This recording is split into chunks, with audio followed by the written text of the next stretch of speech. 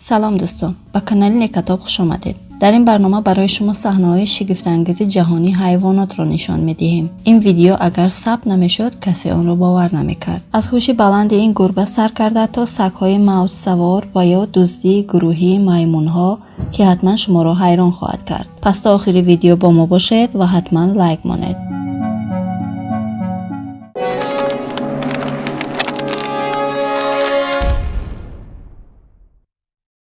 شاید باور نکنید اما پرنده های ماهیخوار یکی از عجیبترین موجودات روی زمین هستند. بعضی از ماهیگیران باید از این پرنده ماهیگیری را یاد گیرند. این ویدیو سال 2014 ثبت شده است. این پرنده برای به چنگ آوردن ماهی کار عجیبی میکند. از توریستان نان میگیرد و خودش نمیخورد. آن را به داخل آب میاندازد تا ماهی ها را به خود جلب کند و با این راه ماهی های از خودش کلان را نیز شکار میکند. از این روش دیگر پرنده های ماهیخوار نیز استفاده میبرند ولی مثل این پرنده موفق نمیشوند. در صحنه دوم سگ سیبری را میبینید که از فرزند آن خانه نگاه بین میکند. وقتی کودک میگرید سگ مادر کودک را فریاد میکند و حتی از آواز او کودک آرام شده میخوابد. هنوز هم دانشمندان به خلاصه معین نیامده اند که گربه ها باهوش دارند و یا سگ ها.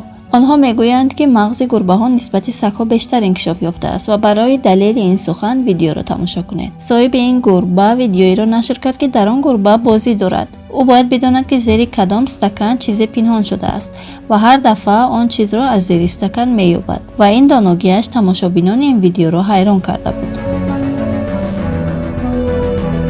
جهان حیوانات خیلی شگفت انگیز است. بعضا کامراها صحنه‌های خاطرمانی را ثبت می‌کنند. آیا می‌توانید فهمانید که در این رسم چی شده ایستاده است؟ این مار توسط مرغ‌های مرجان محاصره شده است. این مار زهری خطرناک است اما این مرغ‌ها را ترسانده نمی‌تواند. شاید آنها گردی او جمع شده‌اند تا جزایش را دهند. این مرغ‌ها به طور گروهی زندگی می‌کنند و محیط زندگیشان را از حشرات تازه می‌کنند و به مارها اجازه نزدیک شدن هم نمی‌دهند. در آمریکا مکانی که زیر خطر حمله مارها قرار دارد از این مرغ‌های مرجان همچون محافظ استفاده می‌کنند. وقتی این مرغ‌ها با مار روبرو می‌شوند او را از 4 طرف محاصره کرده سپس شکار می‌کنند.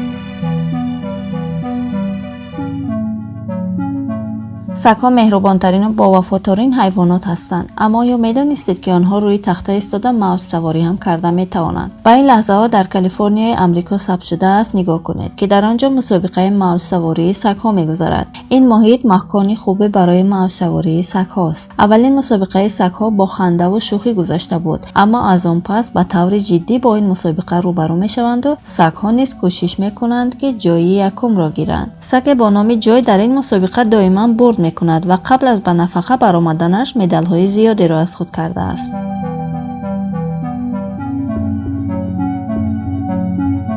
شک نیست که سگ‌ها بهترین دوستی انسان هستند. این سگ آمریکایی در حقیقت از دیگر سگان فرق دارد. در این ویدیو دیده می شود که سگ خرس سیاه را از حوله صاحبش می برارد. اینجا دیده می شود که خرس به حوله در آمده به تمام اشیاءهای خانه با کنجکاوی دست می رساند. اما سگ از طرف دیگر دویده به خرس حمله می کند و خرس مقاومت کردن نمی تواند و به جنگل می گریزد.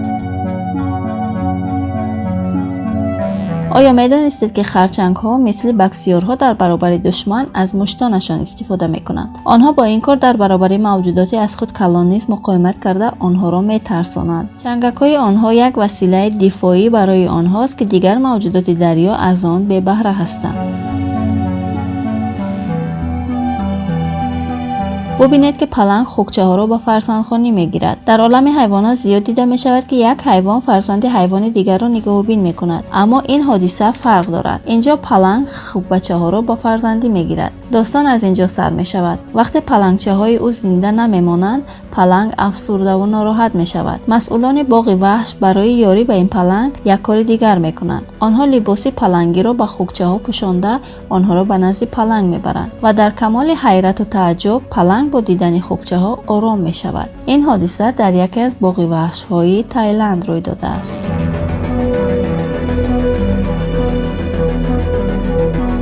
صحنه نوبتی برخلاف قانونی طبیعت جریان یافته است. یعنی این چوچه ها به جای اینکه طعمه گربه شوند فرزندی او شدند. این حادثه در شهر آورلند روی داده است. چند ساعت پیش از این صحنه گربه بچه‌هایش را تولد می‌کند و حس مادرانه‌اش اوج گرفته مرغ و بیچه‌ها را هم به فرزندی گرفته به نزدش راه می‌دهد.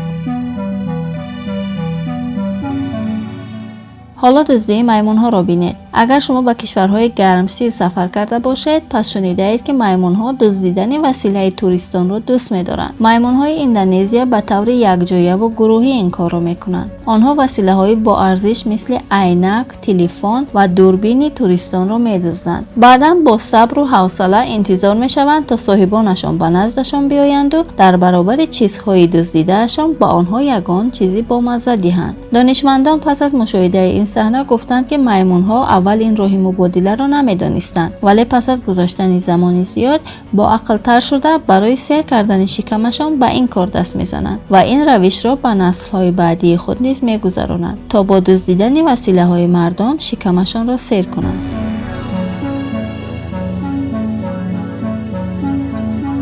تشکر که تا آخر ویدیو با ما بوده. برای بخبر نماندن از ویدیوهای نوبتی ما به کانال ابونه شوید. لایک ماندن را فراموش نکنید.